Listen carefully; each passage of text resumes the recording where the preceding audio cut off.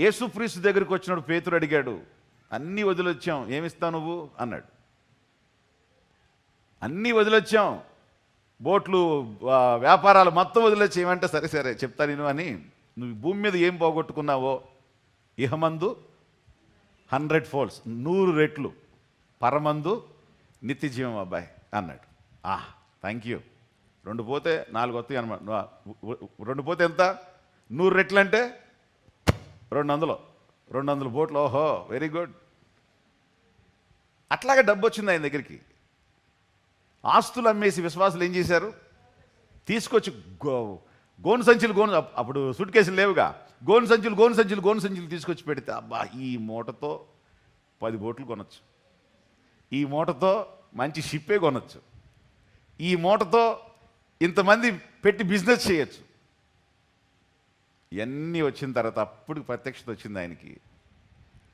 ఈ ఇహమందు ఎన్ని ఉన్నా కూడా, ఎన్ని మనం అనుభవించినా కూడా ఈ లోకం యోగ్యమైంది, ఈ డబ్బు సరైంది కాదు. ప్రభువుతో మనం ప్రభువుతో ఉన్నామా అనే దానికంటే డబ్బు మనతో ఉందా అనేది మనకు ముఖ్యం కాదు అని చెప్పాను. అసలు వీటిని ఆపరేట్ చేయటం నేను ముట్టుకోను, దాన్ని చేసేవాడిని ఒక 7గురిని పెట్టండి అన్నాడు.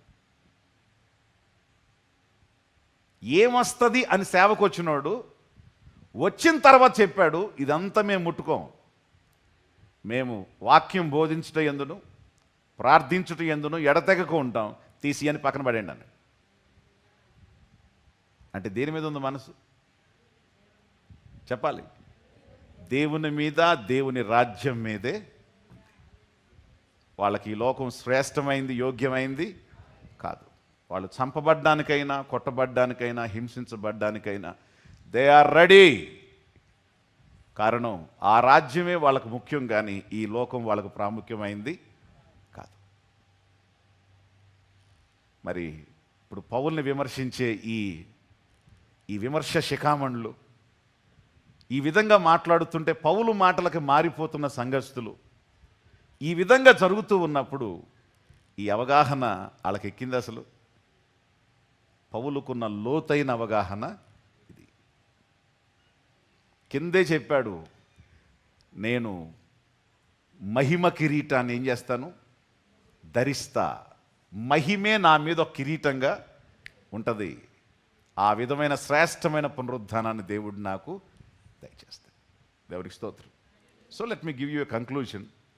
మరి మీరెవరు? మీ విశ్వాస స్థాయికి పొందేవాళ్ళ, పోగొట్టుకోవడానికి ఇష్టపడేవాళ్ళ? మాటే రాట్లా. గుర్తుపెట్టుకోండి, దేవుడు అంటే ఇచ్చేవాడు, పెట్టేవాడు, కాసేవాడు, పోషించేవాడు అన్నట్టు మనం అనుకుంటున్నాం. ఆయన ధర్మం ఆయన చేస్తాడు. కానీ దేవుడు అంటే మనం పొందటానికి కాదు. దేవుడు అంటే ఆయన కోసం మనం జీవించటం కోసమే మనకు దేవుడు ఉన్నాడు. మనకు పరలోకం ఇవ్వటం కోసమే దేవుడు ఉన్నాడు. సరే, లోకస్తులు అంటారు, సరే పరలోకం కనబడిన లోకం ఇస్తాడని చెప్పి నువ్వు నమ్ముతున్నావు, మరి కనబడే దాన్ని ఇవ్వకుండా దాన్ని ఎట్టిస్తాడా నీకు అనేటువంటి మేధావులు కూడా ఇట్లాంటి వాళ్ళకి, నీకు ఇచ్చాడు, నీకు చేశాడు, నిన్ను దీవించాడు, ఇచ్చేవాడు అనడానికి ఇది ఒక ప్రూఫే తప్ప, అనడానికి ఇది ఒక ప్రూఫే తప్ప, ఈ ఆశీర్వాదం అనేది దీవెన ప్రూఫే తప్ప, పరలోక రాజ్యానికి ఇది ఏమాత్రం ఈక్వలెంట్ కాదు. సో నా అవగాహన జీవితం విషయంలో, దేవుడు నాకు నేర్పినటువంటి అవగాహన, సంఘానికి నేను నేర్పిన అవగాహన ఏమిటంటే, తినటానికి, ఉండటానికి, కట్టుకోవడానికి తప్ప దానికి మించింది నాది కాదు. దేవుడు ఉంచినా స్తోత్రం, దేవుడు తీసేసిన స్తోత్రం. దేవుడు ఉంచాడా, అది నా దగ్గర ఉంటుంది, కానీ అది మాత్రం నా గుండెల్లో ఉండదు. అవసరమైతే నేను దాంతో ఉంటాను, అది నాతో ఉంటుంది అంతే తప్ప అది నాది కాదు. అది నా హృదయంలో ఉండి నన్ను పరిపాలించడానికి దానికి అవకాశం లేదు. మనకి మినిమం నీడ్స్ ఏమైతే ఉన్నాయో దేవుడు మనకిచ్చిన దాంట్లో, దేవుడు మనల్ని ఆశీర్వదించిన దాంట్లో, అది మంది అన్నట్టు కాకుండా మనం ఆయన వారం అన్నట్టుగానే ఈ భూలోకంలో మనం బ్రతకాలి. నీ ఆస్తిని నీ అంతస్తుని వదిలి నువ్వు చచ్చిపోయేటప్పుడు ధైర్యంగా చచ్చిపోవాలి. వీటిని పట్టుకొని నేను వదలను అన్నట్టుగా నువ్వు ఉండకూడదు. చాలామంది ప్రాణాలు పోవు. ఎందుకు పోవో తెలుసా? దీన్ని వదలలేడు, ఈ మనుషుల్ని వదలలేడు, ఈ ఆస్తుల్ని వదలలేరు, ఈకున్నటువంటి బంగారాన్ని వీటిని అంతస్తుల్ని వదలలేరు. వీటి చుట్టూ తిరుగుతాడు. చచ్చిపోయిన తర్వాత కూడా తిరుగుతూ ఉంటారు అక్కడ. చచ్చిపోయిన తర్వాత కూడా వీళ్ళు వెళ్ళరు పైకి. అక్కడే అక్కడే అక్కడే అక్కడే దేని మీద మనసు ఉందో, ఎవరి మీద మనసు ఉందో అక్కడే తిరుగుతూ ఉంటారట.